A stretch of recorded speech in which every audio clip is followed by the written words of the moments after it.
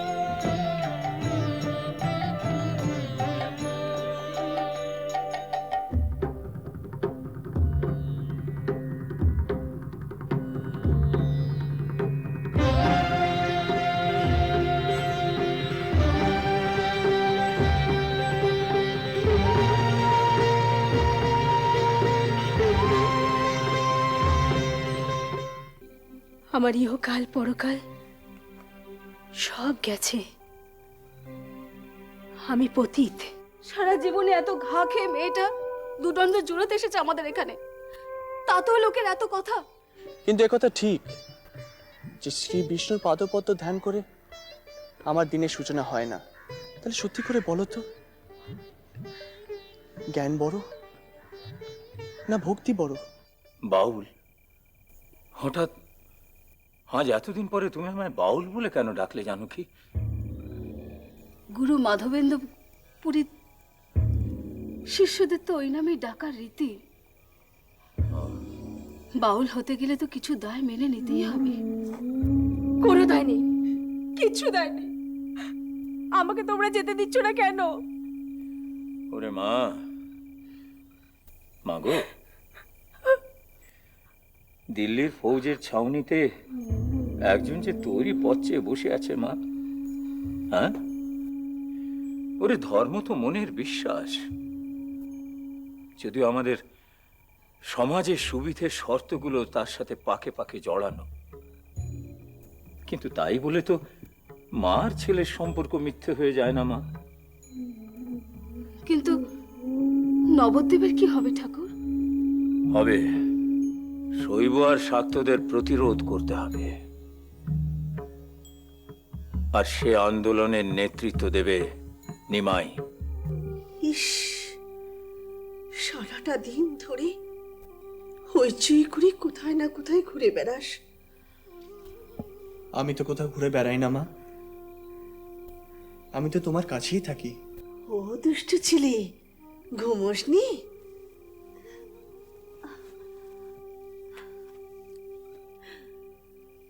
তা বেশ বলেছিস নিমাই, তুই তো সারাক্ষণ আমার পাশটিতেই থাকিস।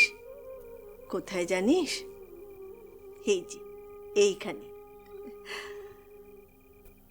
হ্যাঁ রে নিমাই, নবদ্বীপের সব গোল মিটেছে তো বাবা? তুমি দেববর্মার কথা বলছো তো? সে অত সহজে মিটবে না মা, ও নিয়ে তুমি চিন্তা করো না। আচ্ছা বাবা, আচ্ছা, আমি আর ও নিয়ে ভাববো না। তবে তুই কথা দে নিমাই, তুইও গায়ে পড়ে ওদের ওই মীমাংসার মধ্যে যাবি নে। আমি তো গায়ে পড়িনি মা, অগচারে তো ভয় পেয়ে নিজে এসে আমার পায়ে পড়ে ক্ষমা চাইলো। সে বুঝি তোর ভয়ে এসেছে? না রে না, তোর অদ্বৈত গুরুর ভয়েও এসেছে।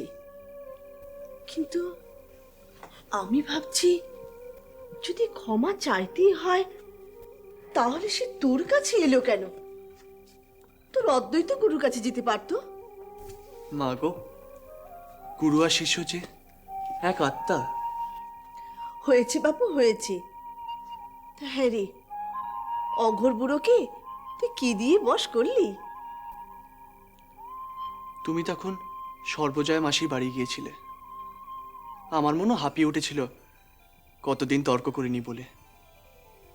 হঠাৎ অগোছাটা এসে আমার পায়ে পড়লো। ক্ষমা করো, ক্ষমা করো, আমাকে তুমি ক্ষমা করো নিমাই পণ্ডিত, আমাকে তুমি ক্ষমা করো। আমি অনেক পাপ করেছি, আজ আবার করলাম। আপনি বয়োজ্যেষ্ঠ, আপনার এই রূপ আচরণ সাজে না। আমি অদ্বৈত ঠাকুরের আশ্রিতা কন্যা বিন্দুবাসিনীর প্রতি ঘাটে কুদৃষ্টি দিয়েছি, আমাকে তুমি ক্ষমা করো নিমাই পণ্ডিত। তাহলে আপনি আমার কাছে কেন ক্ষমা চাইতে এলেন? ক্ষমা যদি চাইতেই হয়, অদ্বৈত আচার্যের কাছে কি ক্ষমা চান? তার কাছে যেতে আমি ভয় পাচ্ছি। তার অর্থ আপনি আপনার মনের মধ্যে ভয়কে পুষে রেখে আরাধ্য দেবতার সেবাও করেছেন, আবার মনের কুকে প্রশ্রয়ও দিয়েছেন। হ্যাঁ, অনেক পথ্যি খেলাম, অনেক নিয়মকানুন মেনে চললাম, মৌনী হলাম, বনবাসে গেলাম, ধর্মকথা শুনলাম, তীর্থেও গেলাম, তবু তবু মনের কামনা বাসনা তো গেল না। মনের মধ্যে কুচিন্তা বাসা বাঁধলে মনকে ভগবানের কাছে নিয়ে যাওয়া যায় না অগরচাটা। কি উপায়ে আমি মুক্ত হব? তুমি আমাকে মুক্তির পথ বলে দাও নিমাই পণ্ডিত। আজ এতদিন পর আপনার এই অনুশোচনার কারণটা জানতে পারি কি? ওই যে বললাম, আমি ভয় পাচ্ছি। আমাদের মতো পাপী তাপীদের অত্যাচার দুর্বলের প্রতি। মা বিন্দুবাসিনীকে আমি দুর্বল ভেবেছিলাম, ভাবিনি তার সহায় তুমি আর অদ্বৈত ঠাকুর। তাই তো ভয় পাচ্ছি, তাই তো। কিসের ভয়? বিরোধের ভয়। কার সাথে কার বিরোধ? অদ্বৈত ঠাকুরের সঙ্গে দেববর্মার। নিমাই পণ্ডিত, একমাত্র তুমিই পারো এ বিরোধ ঠেকাতে। কেন? দোষটা যখন আপনাদের পক্ষের, তাতে পণ্ডিত দেববর্মার কোনো দায় থাকবে না কেন? হয়তো আমার কৃতকর্মের জন্য দেববর্মা তার বিশ্বাসের জায়গা থেকে আমাকে বঞ্চিত করতে পারেন। ধর্মের নামে ব্যভিচার, পাপ, একথা পণ্ডিত দেববর্মা মানেন নিশ্চয়ই। যে পাপে সমাজটা ভরে রয়েছে, আপনাকে অস্বীকার করে পণ্ডিত দেববর্মা নিজের বিশ্বাসের ধর্ম দিয়ে সমাজটাকে বেঁধে রাখতে পারবেন তো? শুনুন অগরজাটা, ভক্তি কখনো ভক্তদের অসামাজিক করে তোলে না। সে আপনি শিবের ভক্তই হন, কালীর ভক্তই হন, কিংবা বিষ্ণুর ভক্তই হন। নিমাই পণ্ডিত, আজ আমি বুঝতে পারছি সব সম্প্রদায়ের মূল কথা হলো ভক্তি। তা প্রীতি দিয়েও আসে, আবার ভীতি দিয়েও। এতদিন আমি শিবের মাথায় জল ঢেলেছি ধর্ম আর সংস্কারে আটকে থেকে, আমার প্রীতি দিয়ে নয়। তাহলে তাহলে কি আমার জীবনটা বৃথা হয়ে যাবে? আমি কি চিরকাল কাম কাঞ্চন কীট হয়ে থাকবো? আমি কি চিরকাল কাম কাঞ্চন কীট হয়ে থাকবো? অগরজাটা, নিজেকে সামলান। নিমাই দাদা, নিমাই দাদা, তুমি এই মানুষটার সঙ্গে কথা বলতিছ? এ বুড়োটারে নে তুমি ঘাটের দিকে যাও দেখি। মা দেখলে পরে কিন্তু অনর্থ হয়ে যাবে, বলে দিল। যাও যাও। অগরজাটা, আপনি আসুন আমার সাথে, চলুন।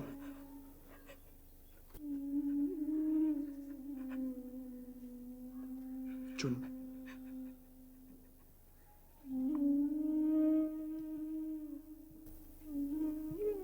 বজ্জাত কোথাকার। ঈশান দাদার কথায় অগরজাটাকে নিয়ে গেলাম ঘাটের এক নির্জন দিকে। ও বাবা, ঈশানের পিটি পিটি এত বুদ্ধি! দাঁড়া, ও চোরগিরি আমি বার করছি। তারপর শোনো না মা, নিমাই পণ্ডিত, তুমি আজ আমায় বড় শিক্ষা দিলে। এই শিক্ষা দিলে যে ধর্মকে জোর করে চাপিয়ে দেওয়া যায় না, কই, তুমি তো একবারও বললে না যে তার নাম করুন, বরং বললে তাকে স্মরণ করতে মন চাইলে স্মরণ করো।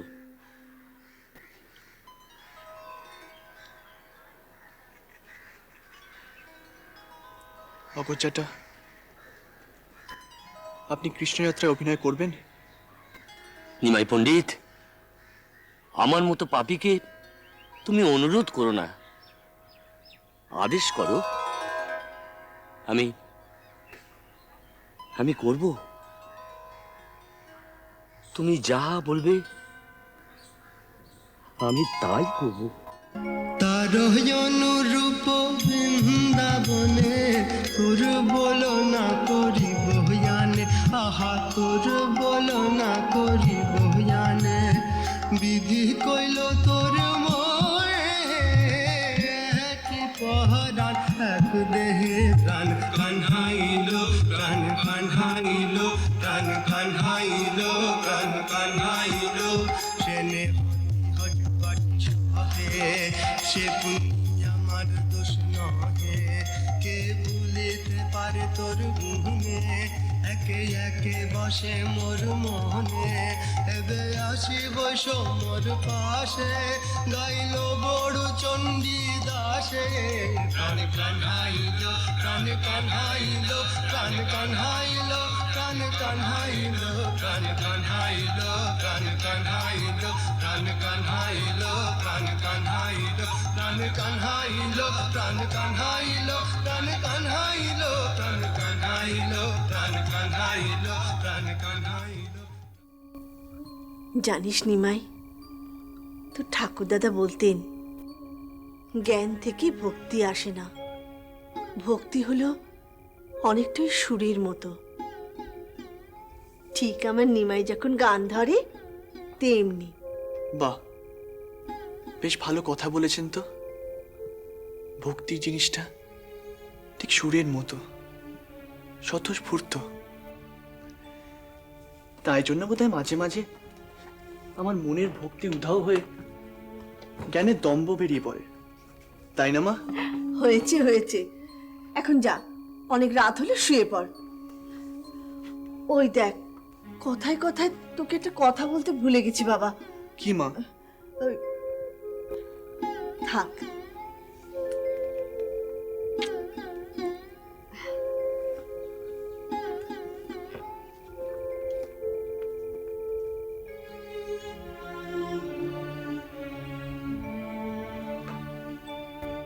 ওই দেখ, কথায় কথায় তোকে একটা কথা বলতে ভুলে গেছি বাবা। কি মা? থাক। তোমার নকশা আঁকবার ধারণাটা আমার খুব ভালো লেগেছে বিন্দু। আশা করি জবনদেরও পছন্দ হবে। তাই এমন ধারণা দেওয়ার জন্য তোমাকে সাধুবাদ না জানিয়ে পারছি না। আমিও আপনাদের সকলের কাছে ঋণী। আমার তো ভাবতেই ভালো লাগছে যে আমি আবার নতুন করে বাঁচার উৎসাহ পাচ্ছি। আমাদের সমাজে নারী কালপক্ষী শকুনেরও অধম। নকশা আঁকার কাজে আচার্যদেব যে সম্মতি দিয়েছেন, এতে নারীর মর্যাদাই বেড়েছে। হ্যাঁ, একথা ঠিক যে এক শ্রেণীর ধর্মান্ধ ব্রাহ্মণ বাদ সাধছেন এই কাজে। ইতিমধ্যে বাদ সেধেছেন। তবে আমি তা নিয়ে খুব বেশি চিন্তিত নই, কারণ রাজার কোষাগারই বলো আর ব্রাহ্মণের ভাড়ারই বলো, সবই চলে অর্থের জোরে। আর বাণিজ্য না হলে সে অর্থ আসবে কোত্থেকে? কথাটা বড় দম্ভের হলো নাকি বুদ্ধি দাদা? হ্যাঁ, তা একটু হলো বই কি। তবে এক শ্রেণীর ব্রাহ্মণ যখন সমাজে নিজেদের প্রতিপত্তি এবং শক্তি বৃদ্ধি করতে দাম্ভিক হয়ে উঠছেন, তখন আমাদের বণিকদের দাম্ভিক হয়ে ওঠায় বাধা কোথায়? আর বিনয় দিয়ে যে সব সময় সবকিছু জয় করা যায় এমন তো নয়। লড়াইটা বিনয় বা দম্ভের নয়, লড়াইটা সত্যের, লড়াইটা সততার। সেই সত্য আর সততাকেই বিন্দুবাসিনী তার নকশায় তুলে ধরবে, আর সেইখানেই হবে আমাদের জয়। আমি আমি কোনো পক্ষে জয় পরাজয়ের জন্য নকশা আঁকতে চাই না। আমি চেষ্টা করব, তবে যেটা করব নিজের জন্যই করব। ঠিক তাই, প্রতিটি মানুষই নিজের জন্যই করে, কারণ সেটা করে সে আনন্দ পায়, তাই করে। তুমি নকশায় তোমার জীবনের কথা আঁকবে, তোমার শৈশব, তোমার কৈশোর, তোমার বিবাহ, তোমার বিধর্মী স্বামীর জন্য তোমার বিরহ, তোমার পুত্র হারাবার যন্ত্রণা, এসব এঁকে তুমি যত মনের ভার হালকা করবে তত আনন্দ পাবে, আর তাই তুমি আঁকবে। বিন্দুবাসিনী, এবার তুমি ভেতরে যাও, আমার স্ত্রী অনামিকা তোমার জন্য অপেক্ষা করছে।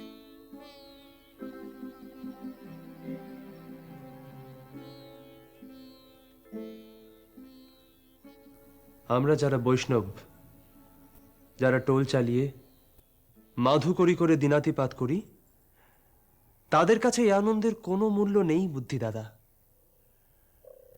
আনন্দ জিনিসটা বিলিয়ে দিতে না পারলে মিলিয়ে দেওয়া যায় না। বাহ, কথাটা ভারী ভালো বললে তো। এই যেমন ধরুন, এক শ্রেণীর ব্রাহ্মণ সমাজে নিজেদের অস্তিত্ব বজায় রাখতে উঠে পড়ে লেগেছে। সমাজে জাতপাতের ভেদাভেদ সৃষ্টি করে সমাজটাকে আষ্টে পৃষ্ঠে বাঁধতে চাইছে। অথচ শূদ্র তাঁতির বোনা তাঁতের কাপড়ই কিন্তু ব্রহ্মবাদীর লজ্জা ঢাকছে। এই সহজ কথাটা বুঝতে শিখলে আনন্দ জিনিসটা কত সহজ হতো নাকি? দেখো, তোমরা যারা বৈষ্ণব, যারা এত ভালো ভালো কথা বলো, তাদেরই সম্মতিতে যখন বিন্দুবাসিনীর তৈরি কাপড় জবনদের কাছে বিক্রি হবে, তখন সেই কাপড় পরে তারা ব্রহ্মবাদী হয়ে উঠবে না নিশ্চয়ই, কিন্তু বাণিজ্যে শ্রীবৃদ্ধি ঘটবে, এটা তো মানো। ঘরে ঘরে যত কাজের লোকের সংখ্যা বাড়বে, তত আর্থিক সচ্ছলতাও বাড়বে। তা বাড়বে। বুদ্ধি দাদা, আমি একটা কথা ভাবছিলাম। আমি ভাবছি মশলাদ্রব্য, বস্ত্র, নুন এসব ছাড়াও এখন থেকে বস্ত্র সজ্জা রপ্তানি করব। বস্ত্রসজ্জা? হ্যাঁ, বস্ত্র তৈরি হয়ে যাওয়ার পর দামি কোনো পাথর বা মুক্তো দিয়ে তার উপরে কারুকৃত করতে পারলে তা যেমন দর্শনীয় হয়ে উঠবে, তেমনি লোভনীয়। বাহ, অদ্ভুত ধারণা দিলে তো মুকুন্দ। মনে রেখো, যেমন করেই হোক সমুদ্র পারে বাণিজ্য আমাদের হাতের মুঠোয় আনতেই হবে। জগদানন্দ, তুমি ভেতরে যাও, ওরা নিশ্চয়ই তোমার জন্য অপেক্ষা করছে।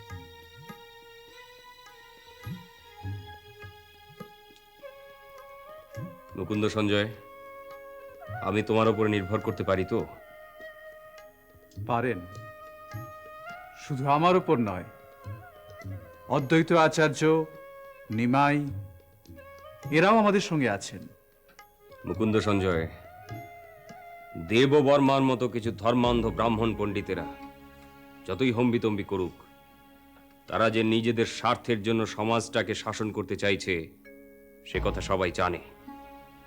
তাই সমাজের আর্থিক শ্রীবৃদ্ধির জন্য আমরা কখনোই তাদের সাহায্য পাবো না। দেখো, আমার বাইরেটা দেখে তোমাদের যতই অবিনয়ী বলে মনে হোক না কেন, বিনয়কে আমি শ্রদ্ধা করি। তাই বৈষ্ণব কুলশিরোমণি অদ্বৈত আচার্য এবং তাঁর সম্প্রদায়ের কারো কোন রকম ক্ষতি হোক, এটা আমি কখনোই বরদাস্ত করব না। আপনারা কি মনে করেন নবদ্বীপের বৈষ্ণবেরা টিকে রয়েছে শৈব একসাত্যদের দয়াদাক্ষিণে, কিংবা রাজা বুদ্ধিমন্ত খায়ের কৃপায়? তাহলে ভূস্বামী বা উগ্র ব্রাহ্মণদের প্রতিদানের কথা উঠছে কোত্থেকে? উত্তেজিত হয়েও না নিমাই, উত্তেজিত হয়েও না। এ কথা তো মানবে যে সারা বঙ্গে বৈষ্ণবরা সত্যি সংখ্যালঘু। এই তো এই নবদ্বীপেই তো হাজারো পণ্ডিত রয়েছে, তাদের ভিতরে কঘর বৈষ্ণব বলো? খুবই স্বাভাবিক তা, কিন্তু গুরুদেব এ কথা তো মানেন যে ভক্তির পথ কত কঠিন, আর আমরা নামের মাহাত্ম্যটা কতটুকুই বা জানি। আর সারাদিনে আমি বা হরিনাম করি কতক্ষণ, কিন্তু তা বলে বৈষ্ণবেরা। কিন্তু এই বঙ্গেই এমন একজন ভক্ত শ্রেষ্ঠ রয়েছেন যিনি দিনে 3 লক্ষবার হরিনাম স্মরণ না করে জলস্পর্শ করেন না। বাবা, 3 লক্ষবার? হ্যাঁ, তাদের মতন ভক্তকে মানুষ চোখের সামনে না দেখলে নাম মাহাত্ম্য বুঝবে কি করে? ঠিক। কে সেই পরম ভক্ত?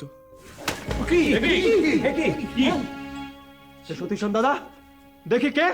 চলো চলো নাকি জগৎ দাদা, ধরতে পারলুম নি গো, দুজনেই পালিয়ে গেল। তবে দিনের আলো না, দুই ভাইরে আমি ঠিক চিনে রেখেছি। দুই ভাই? কিন্তু নিমায়ের মতো সৎ নিষ্পাপ ছেলে গোপনে তোর সঙ্গে দেখা করতে যাবে কেন? এই যে তুই এখানে ঈশানকে ডেকে পাঠালি, এই খবরটা যদি দেববর্মার কানে পৌঁছয়।